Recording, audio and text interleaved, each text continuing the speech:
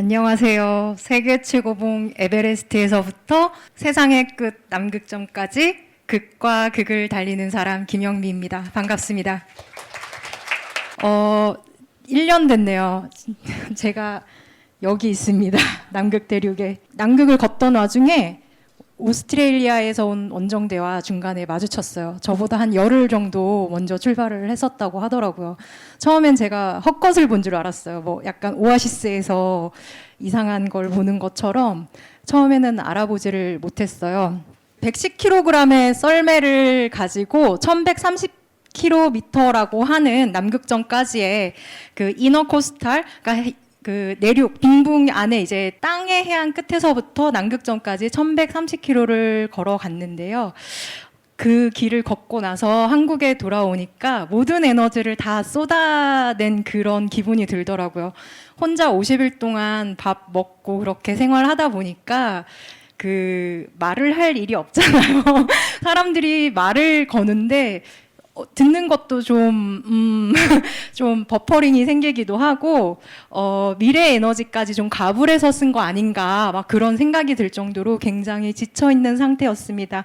하지만 세상을 살아가면서 이렇게 나의 에너지를 다 써볼 수 있는 기회를 가지고 남극이라는 그 대자연에서 한 걸음을 내디딜 수 있는 그런 특권을 누린 또 특별한 시간이기도 했습니다. 제가 갔던 남극의 여름은 영하 15도에서 한 35도, 체감온도 40도 이상 되겠죠? 바람이 불면 이제 체감온도는 더 떨어지니까요. 그 냉장고의 평균 온도가 약간 영하 한 18도에서 22도 정도 되더라고요. 근데 그 정도만 해도 모든 걸 다 꽁꽁 얼어붙게 만들죠. 네, 저는 그런 냉동고 속의 삶과 같은 얼음 사막에서 저의 온몸의 에너지로 두 발로 이렇게 자벌레처럼 한 걸음씩 걸어간다는 그 자체만으로도 굉장히 떨리고 충분히 그곳을 떠날 만한 이유가 있다라고 생각을 했습니다. 저의 첫 히말라야 등반은 2003년이에요. 그러니까 처음엔 산악인으로서 대학산악부에서 산을 등반하기 시작하면서 그냥 산에 가는 게 굉장히 좋았는데 모교 산악부 선배님께서 박영석 대장님과 친분이 굉장히 있으셨거든요. 그래서 지방에 있는 여성 산악인도 한번 키워봐라라는 제안과 함께 저를 추천을 해주셨었어요.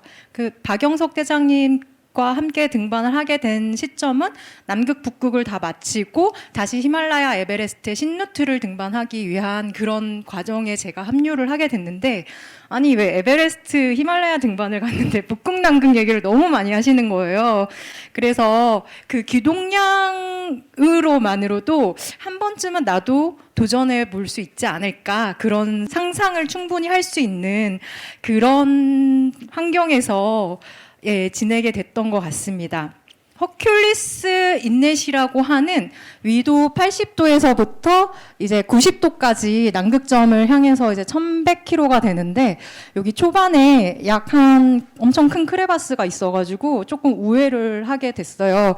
근데 제가 여기 한 일주일이면 지나갈 줄 알았어요. 왜냐하면 처음에는 그 짐이 굉장히 무겁고 저기가 좀 경사도 가파르고 그러기 때문에 그래도 일주일이면 지나가고 나머지는 한 4일에서 5일에 한 번씩 110km를 넘을 수 있을 거라고 생각했는데 초반에 이제 나침반이 고장이 나서 엄청 헤매면서 아 이거 망했다.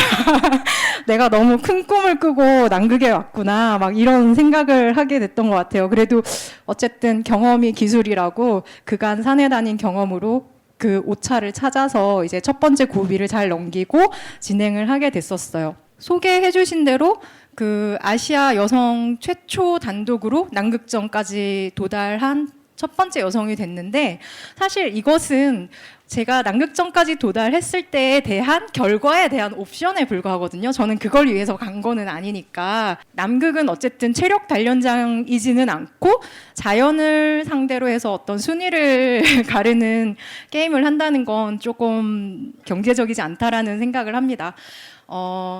그만큼 탐험의 1세기가 넘어가는 동안 도전한 사람이 없다라는 그런 방증이지 않을까라는 생각을 해봅니다. 허가를 받는데도 거의 아마 되게 몇 개월이 걸렸던 것 같아요. 그만큼 이런 거친 야생의 환경에서 자기 스스로 혼자 무언가 다 해결해야 하는 그런 위험한 장소라는 의미로 받아들였습니다. 가게 되니까 되게 떨리는 거예요. 처음에는 이제 가게 됐으니까 드디어 내가 남극에서의 첫날 밤을 생각을 하면서 이 기대의 떨림이 있었지만 막상 가게 되니까 이 두려움에 대한 떨림이 있는 거죠.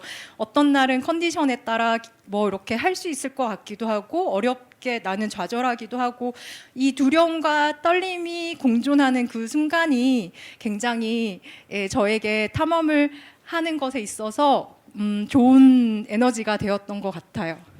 너무 잘 아시겠지만 가장 추운 대륙이고 해발 고도가 가장 높은 대륙이고 바람도 엄청 세죠. 바람이 이렇게 내려가기 때문에 여기서 아주 정면으로 맞바람으로 밀고 나가야 해서 바람 맛이 어마어마하더라고요. 네. 어떻게 보면 히말라야에서의 등반보다 육체적인 한계를 경험하기에는 그 난도가 훨씬 높은 수준에 있다라고 생각을 했어요. 이런 얘기를 물어봤어요. 혹시 이 거친 그 육체와 정신의 극한을 경험할 수 있는 야생의 환경에 보내고 싶은 사람이 있냐라고 물었더니 우리 남편을 좀 데려가 달라 이런 얘기를 많이 하시더라고요. 저는 이 남극이라는 대륙 자체가 세상에서 가장 큰 하얀 캔버스라고 생각을 했습니다.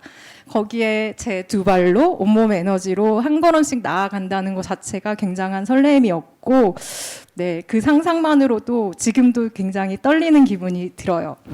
남극에 대해서 너무 여기는 다 전문가분들만 오셨지만 제가 오른 루트에 대해서 설명을 해드리자면 로스빙붕 쪽에 있는 허큘리스 인넷만에서 남극점까지는 표고차가 160에서 출발해서 2835m까지거든요. 근데 이 거리가 그 제주도 밑에 이어도에서부터 백두산까지 직선 거리와 거의 맞먹는 거리와 또 백두산 높이도 2744m니까 거의 백두산 해발제로 0에서부터 백두산까지 이렇게 걸어서 가는 거대한 하나의 빙산을 오른다고 그렇게 설명드릴 수가 있을 것 같습니다. 이번 강연 때문에 자료조사를 하다 보니 그 한국 최초 남극 대륙 탐사가 1985년 11월에 있었더라고요. 내년이 벌써 40주년이 되는 해였어요. 그래서 그때의 탐험이 어떻게 이루어졌는지 기사를 좀 찾아봤더니 윤석준 단장님 16명을 2개조로 편성해서 킹조지 섬 한 팀과 빈슨 메시프 산 한 팀을 탐사했다고 합니다. 그래서 이 사진 자체는 킹조지 섬에 베이스를 쳤던 사진을 실제 남극 갔다 오셨던 그 빈슨 메시프 산 등정하신 허욱 선배님께 자료를 얻어서 왔는데요. 저도 이제 새로운 사실을 알게 됐어요. 이 포럼 덕분에. 제가 눈에 들어오는 것은 이 장비들이거든요. 저는 진짜 좋은 옷들과 노하우가 많이 쌓인 그런 옷들을 입고 탐험을 했는데 그냥 육안으로 보기에는 그냥 손바지 같아요. 어떻게 저런 장비를 가지고 40년 전에 그런 탐험과 그리고 또 산악인들은 그나마 경험치가 있으니까 좀 나을 거라고 생각했는데 여기에 가시는 과학자분들은 어떤 생각을 하셨을까라는 생각이 들더라고요. 사실 이때는 그 정부 차원에서 탐험대를 파견을 했습니다. 여기는 남극 대륙 최고봉 빈슨 메시프고 5명의 등반 대원이 이제 정상 시도를 했으나 3분이 정상에 서셨어요. 이찬영 대원께서 촬영을 하고 이제 허욱 선배님과 허정식 선배님이 이렇게 정상에 서셨는데 이 옷을 봐도 사실은 이제 제가 입었던 옷과 당시에 입었던 저는 남극 간다고 춥다고 막 새 걸로 엄청 다 맞춰서 갔거든요. 키가 작으니까 바지 길이도 막 맞춰서 입고 가고 그렇게 했었는데 대단하다라는 생각이 들고 또 이렇게 국가적인 일에 대한민국 최초로 남극을 탐사하는 일에 산악인 선배님들께서 참여를 함께 하셨기 때문에 저는 지금 비록 개인사를 다루는 어떤 개인의 소망을 담은 남극을 갔을지언정 산악인으로서 굉장히 뭐라 그럴까 자부심을 느끼는 그런 사진이라고 생각이 들었어요. 여기 보시면은 이게 스틱이거든요. 남극 빈슨 메시프, 남극 대륙 최고봉 빈슨 메시프의 최초 등정을 한 원정대에서 정상 등정 표식으로 스키 스틱을 거꾸로 꽂아놓고 갔는데 이렇게 잘 보시면은 요거는 1985년에 키가 이만큼이니까 키가 뭐 한 170이라고 봐도 한 거의 1m 되잖아요. 근데 제가 2004년 12월 19일에 이제 정상에 갔는데 그때는 머리가 요만큼밖에 남아있지 않았었어요. 이것은 눈이 덮은 것일까요? 과학자분들께서 기호와 함께 해서 답을 좀 알려주시면 좋겠네요. 남극 원정을 떠나기에 앞서서 자료 조사를 많이 했는데요. 사실 제가 혼자 갈 거를 준비를 하면서도 마음을 먹은 것은 2013년이 처음입니다. 실행을 하기로 마음을 먹은 것은 2013년이었고 처음에는 자료 조사를 이제 뭐 구글에다가 뭐 to the South Pole, 스키 to the South Pole 막 이런 식으로 검색을 해서 이름을 하나하나 다 찾아가지고 이렇게 막 엑셀표에다가 정리를 하면서 이 사람이 무엇을 가져갔고 썰매는 몇 킬로고 체중은 얼마고 경험치는 얼마를 가지고 있는지를 자료 조사를 막 하다가 이제 대한민국 남극점 도달한 탐험사를 이렇게 찾아보게 되었었어요. 근데 이제 생각보다 많지가 않는 것도 조금 놀랐었고 제가 없었죠 그때는. 이 4번의 원정의 표를 놓고 봤을 때 왜 2번씩 가셨는데 왜 남극점까지밖에 안 가셨지?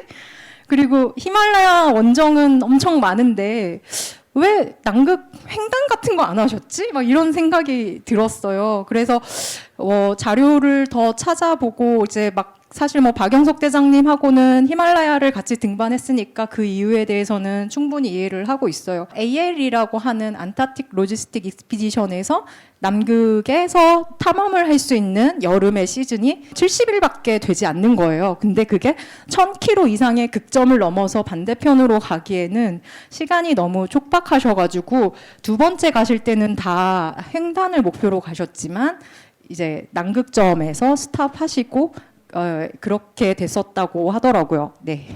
그리고 이제 박영석 대장님이 가셨던 이 2023년 24년 이해 겨울에 가셨던 그 GPX 그 좌표와 그날의 날씨와 운행 거리를 적은 엑셀 파일을 제가 캡처를 해서 가져가면서 제가 운행하면서 제 하루하루 일과랑 비교를 하면서 본 거예요. 그들은 어쨌든 팀이었고 제가 다 아는 분들이거든요. 히말라야에서도 같이 등반을 했었고 했기 때문에 하루하루의 운행 거리랑 이런 걸 보는데 43일 동안 눈이 한 번도 안 내렸거든요. 눈이 한 번도 안 내렸어요. 근데 이것도 기후변화의 한 종류라고 저는 이해를 하고 있는데 제가 갔을 때 눈이 거의 막 발목까지 쌓일 정도로 폭설이었어요, 진짜. 폭설이었고, 예, 하얗게 거의 한 20시간 이상이 거의 이틀에 걸쳐서 오후부터 다음날까지 눈이 계속 내렸었거든요. 이게 뭐, 남극은 이제 건조한 지역이고, 남극의 여름엔 눈이 내리면 안 되는데 이것도 기후 변화 중에 하나인 것이고 탐험을 하는 것에 있어서 눈이 이렇게 쌓여서 지면에 덮여 있다는 것은 썰매의 저항을 그만큼 가져오기 때문에 제가 90km를 끌지만 그 눈이 덮여 있음으로 인해서 다시 이제 110km가 되는 거죠. 그래서 이제 뭐 탐험가들에게도 더 어려운 그런 요소로 작용하는 기후 변화와 연결해서 조금 생각을 해봤습니다. 이것은 2023년의 통계입니다. 안타틱 로지스틱 익스피디션이라는 탐험을 관장하는 그 대행사와 밀접하게 이제 관련이 있는 어떤 탐험가 한 분이 해마다 이렇게 뭐 새로운 루트, 그 해의 최초, 최연소 등등 이 리스트를 이런 형태로 정리하시는 분이 있어요. 그분 페이스북에서 이제 캡처를 해가지고 왔는데요. 남극은 엄청 넓지만 저희가 생각하는 것보다 너무 큰 탐험이 그동안 이루어져 있던 거예요. 저는 이것도 너무 놀라운 거죠. 한국에는 저를 포함해서 단 5번의 이런 극지 탐험이 있었고 한데 우리에게는 아직도 너무 탐험가들에게조차도 오지만 가는 탐험가들에게조차도 너무 멀고 정보를 알 수 없는 그런 지역이라는 생각이 들었어요. 이 검정색 선들이 여기서 하나, 둘, 셋, 넷 이쪽 으로 이렇게 한 3-4개 정도 있는데, 검정색 선이 이제 걸어서 스키로 걸어서 도보로 무동력으로 간 그런 루트들이고요. 초록색 선은 스노우 카이트 그냥 풍력을 이용해서 가는데, 이게 제가 자료로 이제 책에서 읽어본 것에 의하면은 이 풍력을 이용하면은 하루에도 200km씩 간대요.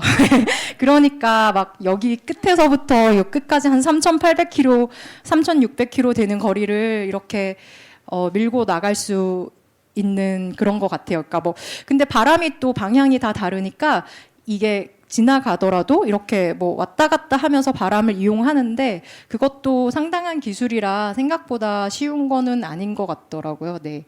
어쨌든 남극에 굉장히 아직도 여백이 많이 있고 탐험해야 할 공간이 많이 있지만, 발길이 닿지 않은 엄청난 공간이 있지만, 그럼에도 불구하고 어쨌든 새로운 길을 만들 수 있음에도 불구하고 보호에 대한 문제도 굉장히 크다라고 생각이 들어요.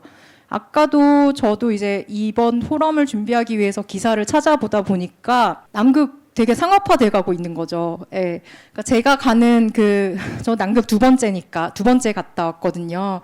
2004년에 남극 최고봉 빈슨 매시프 7대륙 등정하려고 처음 방문을 했고, 거의 한 18년 만에 지난해에 남극점 가려고 갔는데, 들어가는 여객기 자체도 엄청 업그레이드 됐고, 뭐 보잉 757 이런 거 막 띄워서 가는 거예요. 그래서 세상에 돈 많은 사람이 이렇게 많나 싶다가도, 나는 돈을 많이 냈으니까 이 정도는 타야 돼, 막 이런 생각이 드는 거죠. 근데 남극점 박영석 대장님의 일지를 보면 2003년에 남극점 근처에서 도착을 했는데 먹을 게 없어가지고, 내 썰매에 먹을 게 없어가지고 비행기가 태우러 올 때까지 굶으셨다는 거예요.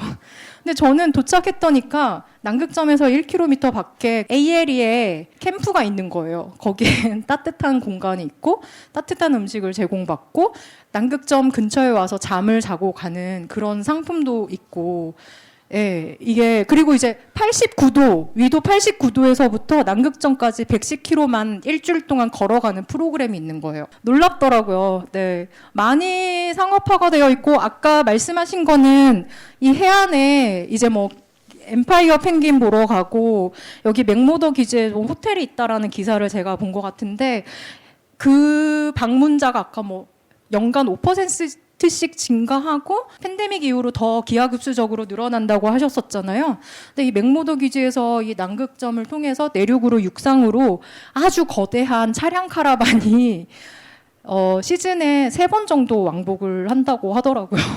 그러니까 저희가 알고 있는 것과는 남극은 이미 너무 많이 손이 탔다 그런 생각이 들 정도로, 예, 탐험이라고 하기에는 뭐 사실 이제는 에베레스트도 조금 다른 환경이 되어 있는 상태죠. 너무 많은 쓰레기와 뭐. 근데 저희는 가기 전에 또 규제가 또 많이 있기는 해요. 이제 그 89도에서 90도 반경에는 이제 용변을 다 봉투에 담아서 썰매에 들고 나와야 하고, 뭐 그런 환경적인 규제는 있지만, 당연히 뭐 탐험가들은 쓰레기는 버리지 않죠. 네. 근데 그래도 어쨌든 사람이 닿는 것 자체가, 발길이 닿는 것 자체가 저도 등반을 하면서 이래도 되나 싶은 마음이 들 때가 있습니다. 오늘 이 자리에 오니까 더 많은 그런 생각이 들기도 하고, 또 2차적인 생각을 고려하게 되는 그런 시간이었던 것 같습니다. 저는 20대에 7대륙 최고봉을 모두 다 올랐고 한 10년 동안 히말라야 등반에 매진을 했어요. 그리고 그 7대륙 최고봉의 첫 번째가 남극대륙 최고봉 빈슨 매시프였고 2004년이었고 제가 불과 24살밖에 되지 않았어요.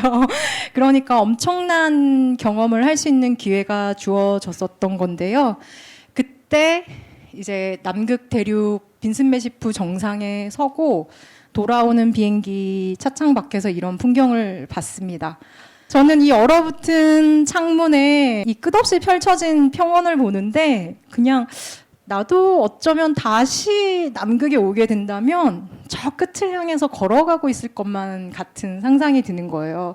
제가 그때 책을 2권 가져갔는데, 한 권이 여성 2명이서 풍력을 이용해서, 카이트를 이용해서 남극을 횡단을 시도하는 그런 이야기가 담긴 책이었거든요. 그래서 뭐 나도 할 수 있겠다 그런 상상을 하게 됐던 것 같아요. 네, 사실 남극같이 그렇게 특별한 공간으로 거칠고 위험한 공간으로 저를 스스로 밀어내는 거에는 한두 가지 이유로는 조금 설명이 충분하지는 않고 뭔가 지속적으로 제가 그곳을 향해서 꿈을 꿀 수 있게끔 동기부여가 됐던 것 같은데 그 첫 번째가 바로 이 장면이라고 말씀드릴 수 있을 것 같습니다. 남극을 뭐 혼자 가려고 할 때 좀 안 된다고 생각하면 안 되는 일이 신체적인 조건에서부터 이미 너무 차이가 나잖아요. 여기는 이제 칼스텐츠 오세아니아주 최고봉 등반할 때 만났던 친구들이고 노르웨이에서 온 작년에 그 저랑 같은 시즌에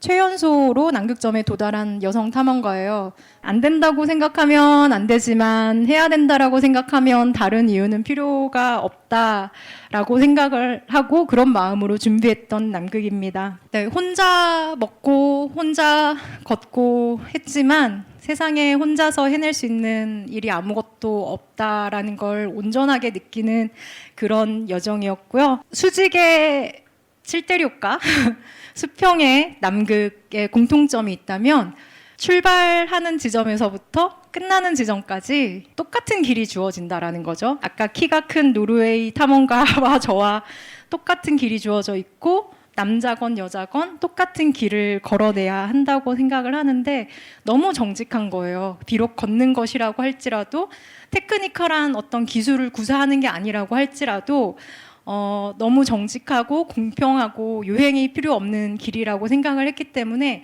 지나온 제 삶에 조금 더 기본을 충실하자 그런 마음가짐을 가지고 돌아왔던 것 같습니다. 여러 응원과 도움이 있었기 때문에 제가 그 길을 완성할 수 있었고 그 에너지를 보태준 분들이 뒤에 어마어마하게 많이 계셨다라는 것도 함께 기억해 주시면 감사하겠습니다. 남극에서 이제 아까 초반에 나침반 고장 나고 그리고 한 30일이 지나니까 제가 가지고 있는 에너지를 다 써버리고 그 다음부터는 약간 정신력으로 밀어내고 있구나라는 생각이 들더라고요. 뭐 준비하면서도 다 예상했던 일이지만 제가 생각했던 모든 어려움보다 좀 수준을 다 넘어서는 그런 곤란함을 많이 느꼈던 그런 남극의 여정이었습니다. 단독 등반이 어려운 것은요, 짐을 나누어지고 그 무게를 나누어 가질 어떤 파트너가 없다, 동료가 없다 이것이 아니라 힘들 때 힘내, 너 오늘 잘할 수 있어, 우리 한번 같이 해보자 이런 위로의 응원을 나눠주는 사람이 없다라는 것, 그게 가장 어려운 부분이 아니었나라고 생각을 해봅니다. 굉장히 굶주리더라고요, 그 응원이. 자연에서 제가 얻었던 영감처럼 여러분들도 이미 어려움을 극복하고 개척할 수 있는 힘을 가지고 있다고 생각합니다. 그간의 쌓은 경험들을 충분히 믿으시고 저도 안 될 것 같았지만 인간이 얼마나 나약한지를 탐험을 할 때마다 느끼지만 또 막상 이렇게 해내고 나면 사람이 생각보다 약하지 않다라는 그런 생각이 들더라고요. 여러분들은 여러분들이 생각한 것보다 훨씬 더 강한 사람들이에요. 남극에서 51일을 보내고 나니까 그 힘든 것만 기억이 남을 줄 알았는데 그 날들을 다 뒤돌아보니까 결국은 그래도 춥고 힘든 날보다는 따뜻하고 맑은 날들이 훨씬 더 많았던 것 같습니다. 감히 말씀드리건대 여러분들께서 소망하고 바라는 꿈과 희망이 세계 최고봉 에베레스트에서부터 세상의 끝 남극점까지 멀리 멀리 가 닿으실 수 있기를 응원드리겠습니다. 여러분들의 지치지 않는 한 걸음을 응원하고 서로가 서로를 응원하는 마음으로 박수 치시면서 마무리하겠습니다. 감사합니다.